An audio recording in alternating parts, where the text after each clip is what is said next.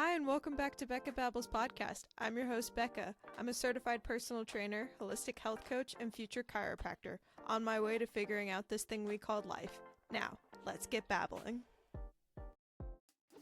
Hi, everyone, and welcome back to Becca Babbles podcast. This is part 2 of my Tri7 recap of chiropractic school. If you haven't already, definitely go check out that first part of Tri7, where basically I talk about all the different classes that I took in Tri7, some tips on how you can pass those classes with flying colors, and just some funny stories along the way. But this podcast in general is going to deep dive a little bit more into my personal take of Tri7 and some of those like looming thoughts that you may be experiencing right now, either going into Tri7 or going into clinic. And then I will be answering your guys' questions that you sent in, just in general about chiropractic school, and then also Tri7 and going into clinic. So let's get started. Basically, the overall feeling of this trimester is what most people say that it is. It is the babysitting try, or the quote easy try. And I kind of want to put I definitely did the quotations with it, but I want to put a like asterisk there where it's like easy, where like it's not necessarily easy, it's just different. And I feel like all trimesters are that way. But this try is definitely a big review. There are some classes where you're like, this doesn't make any sense. Why is this with this? And it's this feeling of, they were like, well, none of these classes fit anywhere else within the program, but you need to take this before you get into clinics. We're just going to like sprinkle them all in here because you need them to like get your chiropractic degree. So here you go. And you're like, I feel all over the place and I don't have the energy that I started with chiropractic school. So now I really need to dig in deep and keep going. And that's where I really want to stress the importance of like creating your why. I know I talk about this every single time when I do my reviews for chiropractic school, but making sure that you have your why, because that is going to keep you going throughout each trimester. For me, it's to empower women to build resilient bodies and confident minds through chiropractic care, movement, and lifestyle strategies so they can keep living active, joyful, and purposeful lives. That is my why. Your why may be completely different, which is totally fine, but this try in particular, and probably going into clinic, I would say is really, really important, because yes, the classes are mostly review. And if you did your due diligence of making sure that you tried to understand as best as possible the information in neuro, ortho, phys die, diff die, patient manage or not patient management, FAP and PT, that you did your best in those classes to actually understand and learn the information, this class is going to be a breeze for you, or these classes are going to be a breeze for you. The ones like e-care and rad, you may have to do a little bit more studying into that, but if you want to know more information about that, definitely go listen to that part 1. So the reason why this try is quote easy but not easy is because there's a lot of background noise, or at least it was for me. If you're anything like me, which you probably are because you're listening to this podcast and you kind of want to plan ahead and understand what is going on in the upcoming tries and get a grasp of life for the next 3 months, you're probably a planner like me. You don't like the unknowns. You want to have a plan. You want to understand where you're going. You want to set goals and create opportunities for yourself. This try is going to be hard for you. Just going to be plain and simple. But if you do the strategies that help calm your mind of that overwhelm, it's not going to be as hard. Or just honestly, what I had to learn is let go of that planner side of me. And when I say planner side, it's the, where am I going to go for CPI?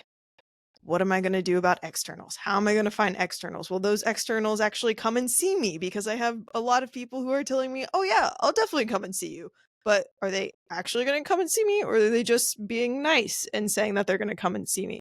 Where will I go after school? How am I going to get a job after school? These people say that like I could work for them or they'd like me to work for them. But do I want to work for them, and are they actually going to have an opportunity available for me to work for them? Do I want to stay here in Texas, or do I want to go somewhere else? If I want to go somewhere else, where am I going to go? Am I going to do just adjusting, or do I want to make sure that I'm also doing rehab? If so, does that place do rehab, or is it just soft tissue work?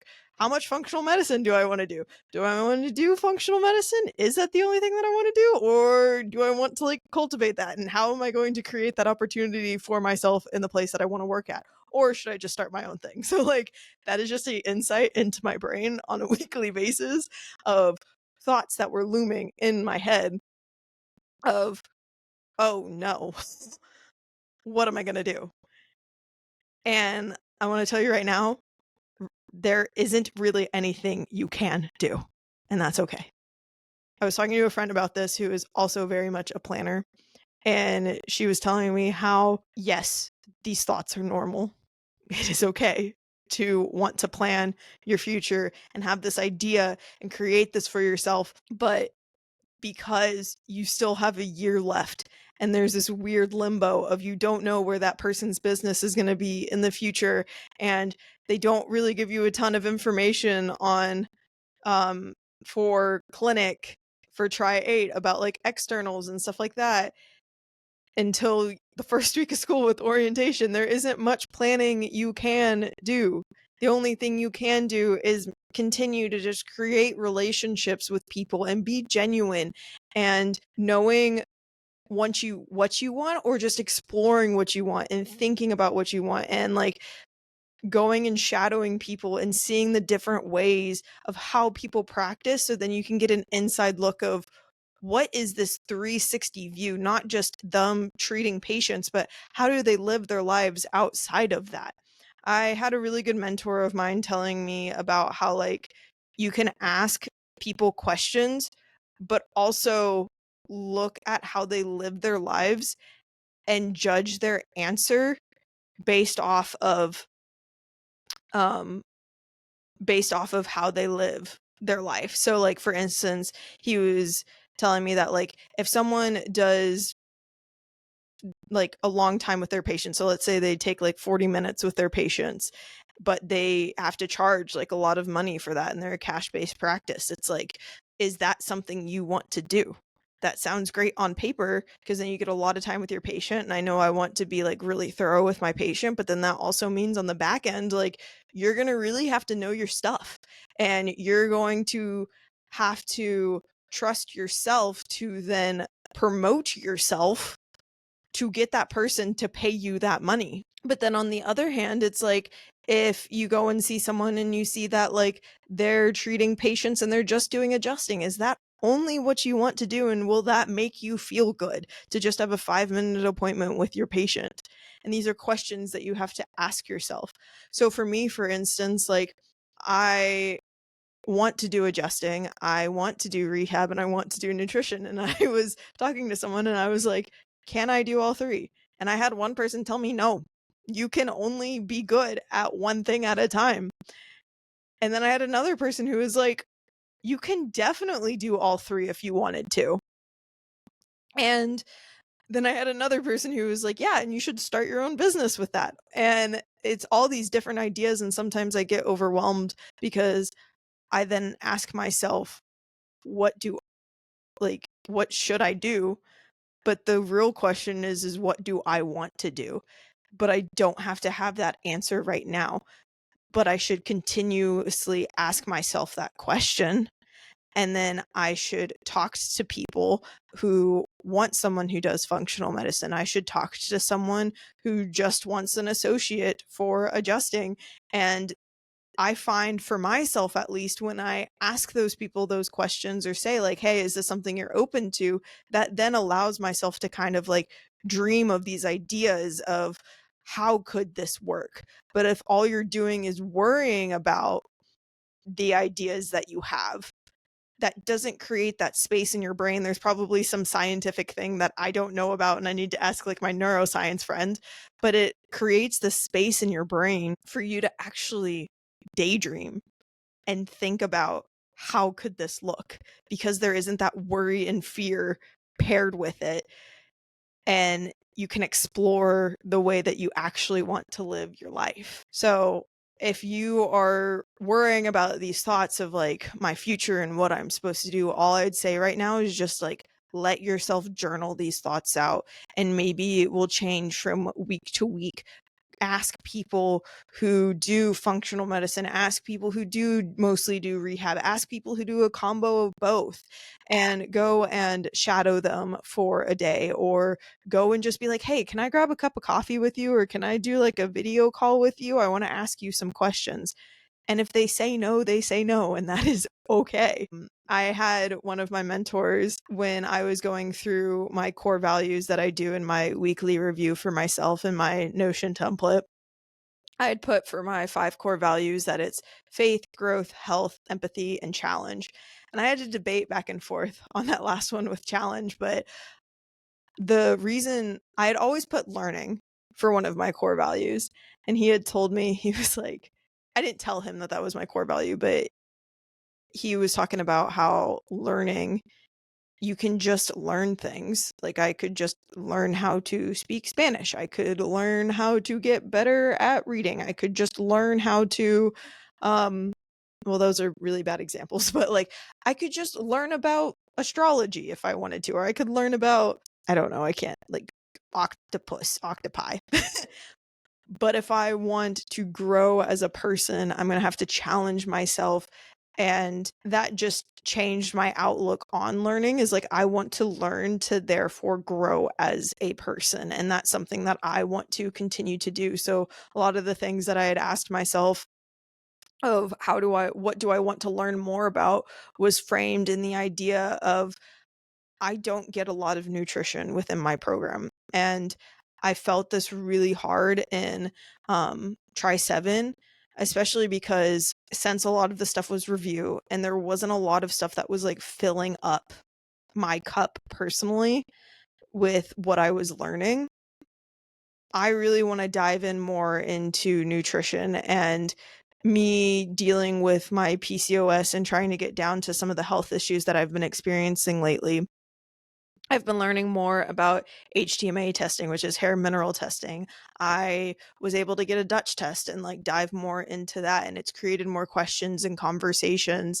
And I know that in the end, that will then help me with the women that I end up working with in the future, because I know for me, I want to do functional medicine. I want to do adjusting and rehab, but I still need to see how that's all going to work. And maybe I don't do all of that right out of school. That was another thing that I realized, was that just because you don't do everything you dream about right as you get out of school doesn't mean that you failed. And it was funny, the same mentor was like, what does failure even mean?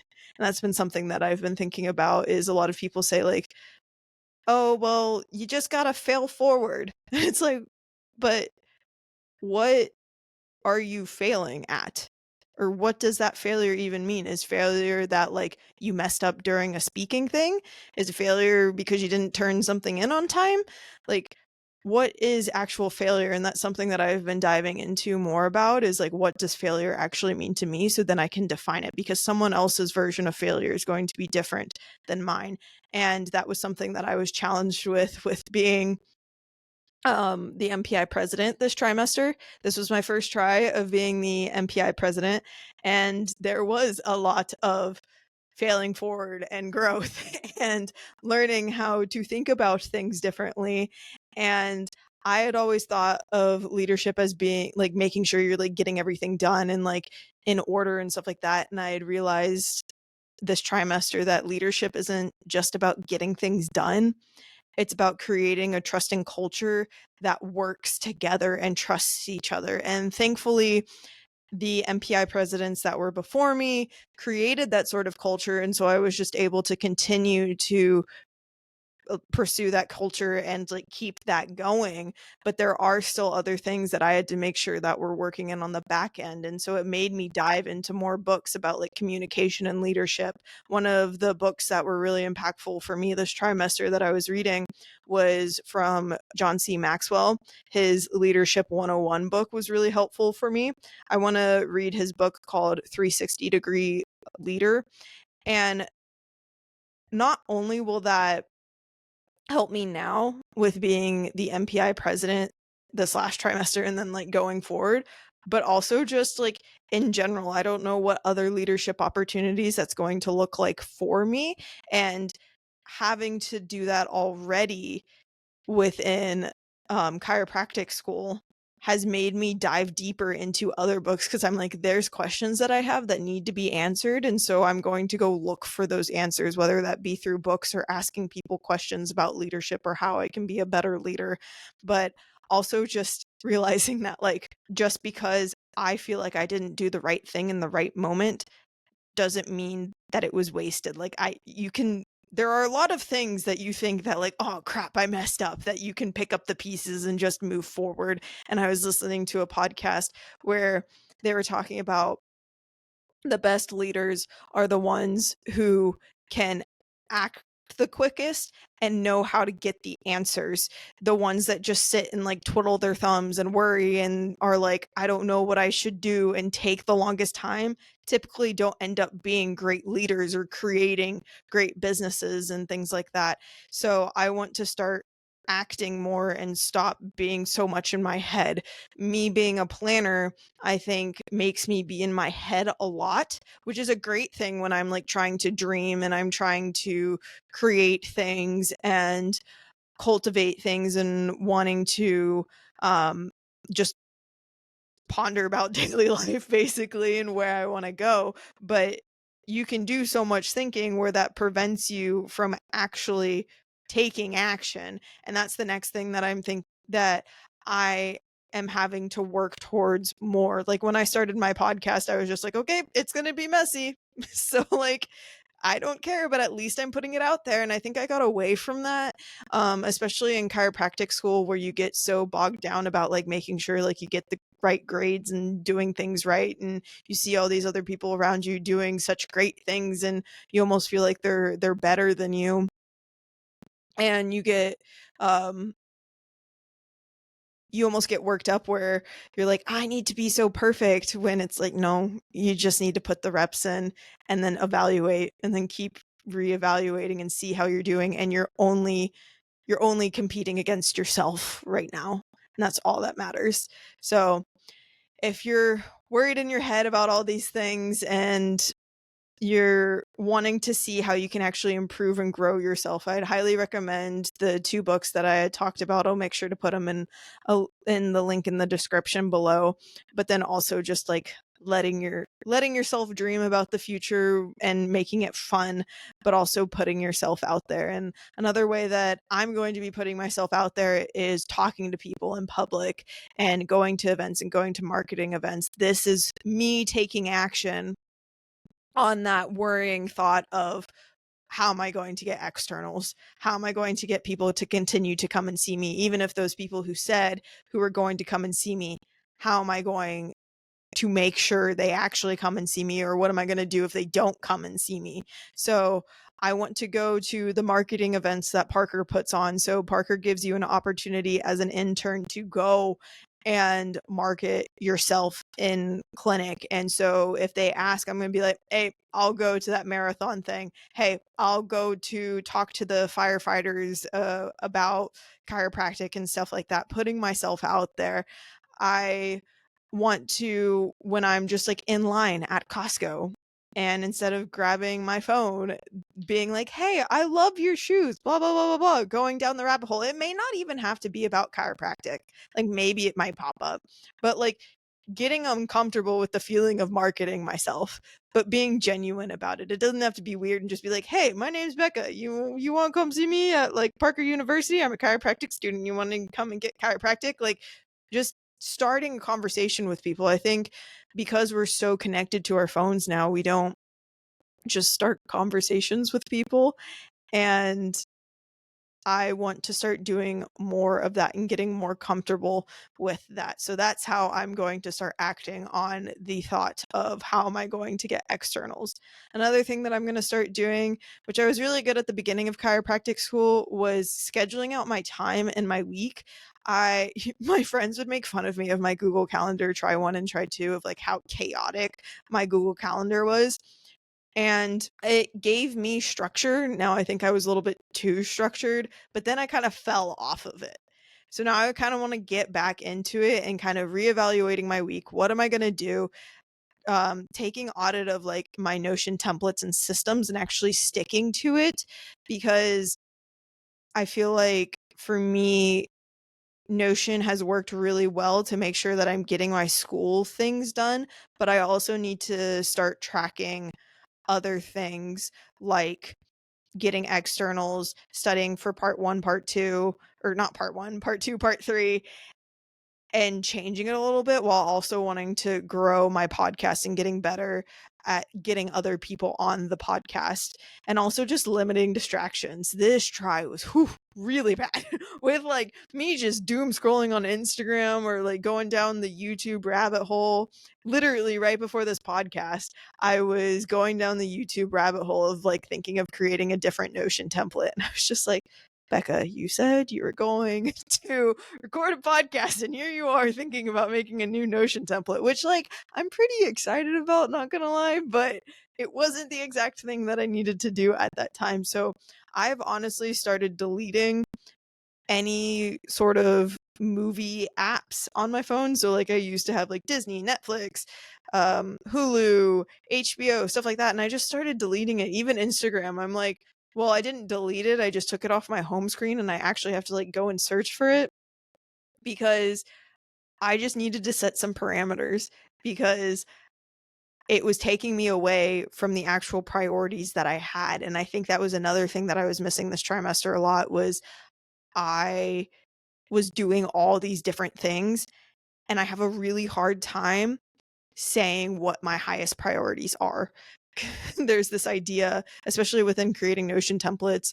I think it's through the GTD method, getting things done method, where it's like you have your high priorities, middle priorities, and low priorities, or you're like first, second, third, yada yada. And I always put something as first priority, high priority. And it's like, is it really though? Is it really that high of a priority? So I want to get better about like what is actually a really high priority, because then I end my day being like, crap, I didn't get everything done. And it was like, well, because you listed everything as a high priority, and it's not logical to get all those things done. So those are some things that I'm going to work towards going into try 8. And hopefully those will have better outcomes and ease the planner mind that's inside of me and help build that growth value that I have. All right, now let's get into the Q&A. I've got some questions that you guys were asking about. The first question is, did you take PT boards, and how did you feel about it?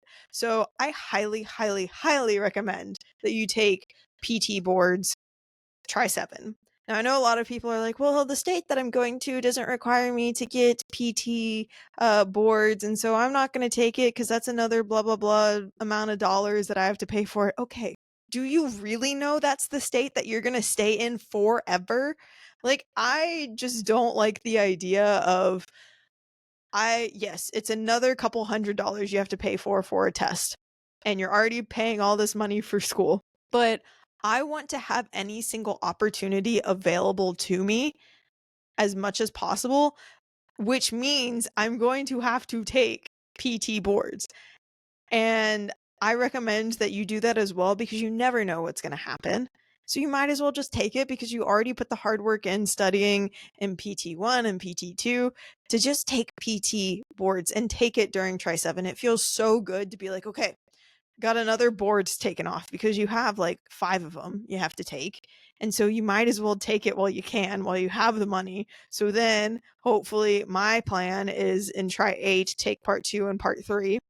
And then try 9, take, try 9, try 10-ish, take part 4, and then you're done. And you can just walk the stage and be like, okay, I'm a chiropractic student who is now graduated, who is now ready to like actually help people and not have to worry about, well, did you take all your boards and stuff like that? It feels so good just to get it done. So just get it done. I will say the wording and format is a little weird for PT boards. Especially the way that we were taught at Parker, I'm really grateful for the learning that we get at Parker, especially from the like PT side of things, but the way that PT boards explains some of the questions or asks some of the questions is a little bit weird. I will say for me personally, it was more PT1 stuff, but I had another friend who was like, "Oh no, mine was way more PT2." So like people will go back and forth as far as like if it's more active versus passive care. Just review it all.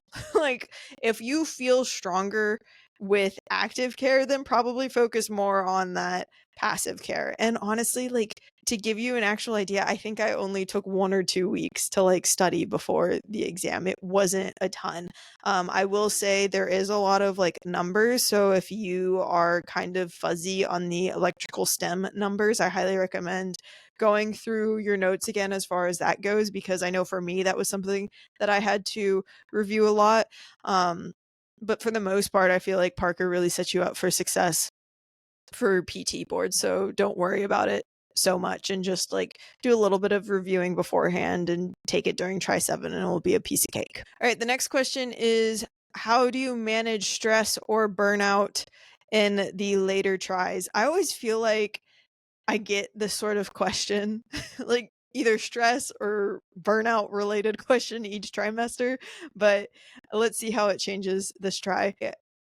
I will say if you can if you can tell by the beginning of this podcast where I said this try was like hard for me in a sense of just like the mental load of things, and how I went about it was just making sure that I had something outside of me that brought me joy outside of chiropractic. So things like going hiking with friends. I did that more often this trimester because you actually have the time during Try 7, which is really nice because it's mostly a review try and there's less of a load. Yes, you may be taking your masters also, so that's like another thing that you have to like put on your plate, but it's not that difficult if you manage your time well enough. You're able to take like a Saturday and go hiking or go shopping or go I don't know what other people do besides hiking. um, but you can find things that bring you joy outside of chiropractic. So those were things that I did. And if you want to do that by yourself, that's great. But also like invite people from chiro school, invite people from who are non-chiro friends. I think that's also really important, is like having strong relations outside of chiropractic, whether that be you join like a baseball team or like a volleyball team, but also having strong relationships within chiro school really, really helps. And making sure those relationships are positive relationships. I know everyone goes through their ruts from time to time and you need to be there for your friends in chiro school, but there's just a different sense when you have people who just complain versus people who like complain but have a positive outlook, or like they complain but also you know that they're going to go and take action, or they listen to your advice and they take action on that advice, and maybe it didn't work for them but you see that they're actually putting in your input, and vice versa. So if you're struggling right now as far as chiropractic goes, I'd say look at your relationships, because I think that's really, really, really easy in chiro school to just let go of and not make as much time for, because you're so deep in the books and reviewing or worried about boards or planning or just um, trying to figure out where you're going within your life. Another thing I'll say is, as far as relationship goes, is like shadowing people you enjoy. There's a difference between like just shadowing a place because you're like, oh, maybe I'll like go here for like my CBI, versus like shadowing a place where maybe it might be your future CBI, but also a place where you're like, I actually enjoy being here and seeing how I can be a chiro in the future. That was something that I experienced this try that I really enjoyed, where I was like, okay, this is really cool. We have really cool conversations. I'm actually growing while I'm here in this experience.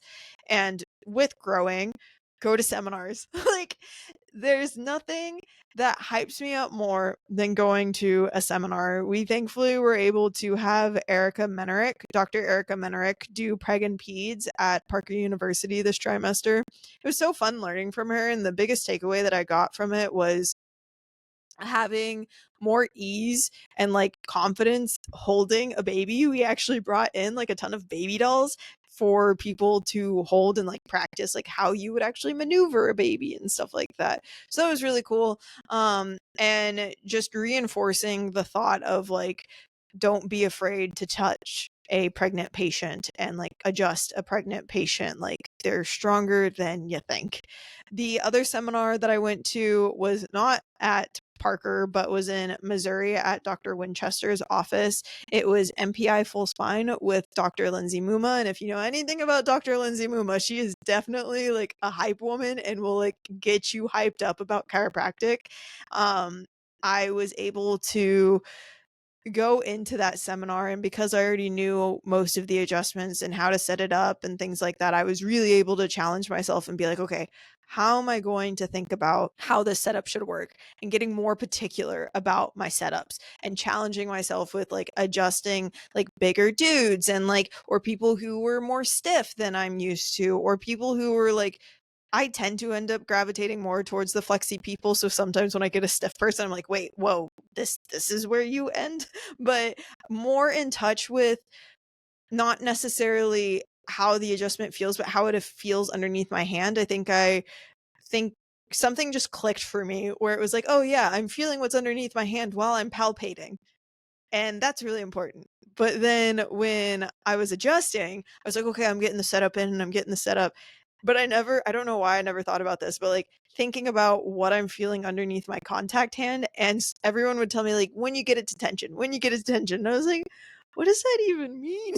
Like, what are you talking about? Where are you feeling this like tension? Like, is it, I'm specifically thinking of like a side posture kick where like I'm thinking of trying to get it to tension with like my leg and I'm like trying to feel the tension within my leg.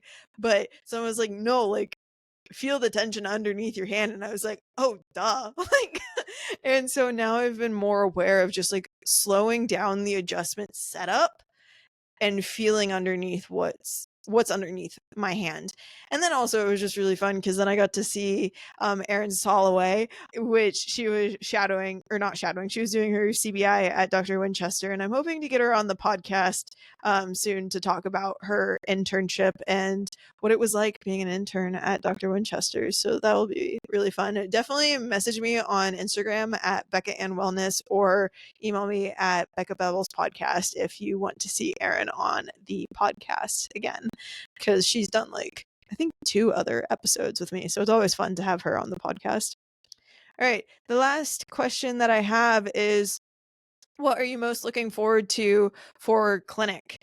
Oh, this one's a fun one. So I am so excited to actually start helping people. I will say I am a little bit nervous because there's a new chapter of growth coming for me, which will have its own challenges, but I just can't wait when I have a patient on the table and when you adjust someone and they just smile so big and they're like, whoa, like that felt good. It's so fun to like see that. And I get to experience that with like people going to MPI club, but just seeing it on your everyday average person is a just a highlight of my day. And then when you get someone who's like, oh my goodness, like my pain is actually like feeling better and I'm not experiencing it as much, or me highlighting that for the person, it's so exciting to like actually help people. I had this experience when I was doing personal training where I had this lady, she had really bad back pain, and I was helping her with her back pain, and she was having some like hip pain as well.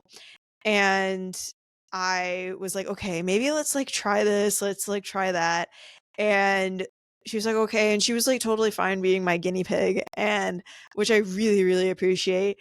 And we tried doing some like dermal traction on her like TL junction area, which is like her lower mid-ish back. And then we put a ball, like one of the medicine balls, like in front of her stomach, and had her do like a good morning. And I had her just working on that like hip hinging pattern. And she turned to me and she smiled so big. And she was like, this is the first time I've done a workout and never experienced back pain. And I was like, yes, like I had to control myself so much not to do like this happy dance and just like run circles around the gym because I was so happy for her, because like that is so life-giving for the person to like realize that they can do activities to like improve their health without constantly having to be like, oh, I just got to push through the pain, which is something that I want to continue to do as a chiropractor. And I can't wait to continue to do that or start doing that while I'm in clinic. Another thing that I'm excited about for clinic is actually applying some of the things that I've learned in seminars.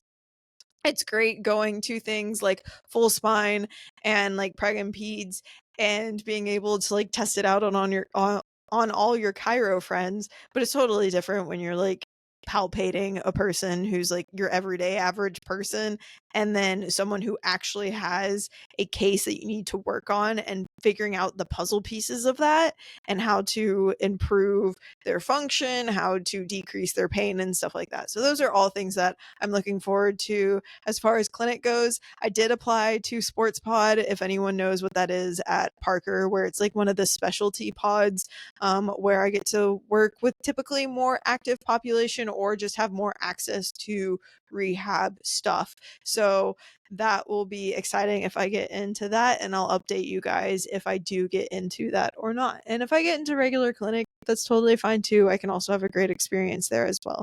So thank you so much for listening to this podcast. I hope this helps you with any of those looming thoughts that you've had about maybe your chiropractic future or any of those questions that you were wondering about going into try 7 / like try 8 and clinic. If you have any other questions, please email me at beccababbles.podcast@gmail.com or DM me on Instagram at Becca and Wellness. Also, if you are in the DFW area, I will be accepting patients at the Parker Clinic around like mid-September. So either email me or DM me on Instagram and we can definitely set up an appointment for you. And I'd love to help you with any sort of injury or pain that you are dealing with. And then don't forget to leave a 5-star rating and review. That really helps the podcast grow and for other people to get this information in their ears. So thank you so much, and I can't wait to babble with you next time. Thank you so much for listening to this episode of Becca Babbles podcast. If you enjoyed this episode, the best thing that you can do is leave a 5-star rating and review on Apple Podcast, Spotify, or any other listening platform of your choosing. If you want to learn more about me, you can do that by following me on Instagram at Becca and Wellness, or by checking out my blog, freebies, offers, and newsletter on my website at beccaandwellness.com. If you want to share the love of the podcast, you can do that by taking a screenshot and sharing it on social media and tagging me and the podcast at Becca and Wellness and using the hashtag Becca Babbles Podcast. I hope you have a great rest of your day, and I can't wait to babble with you next time.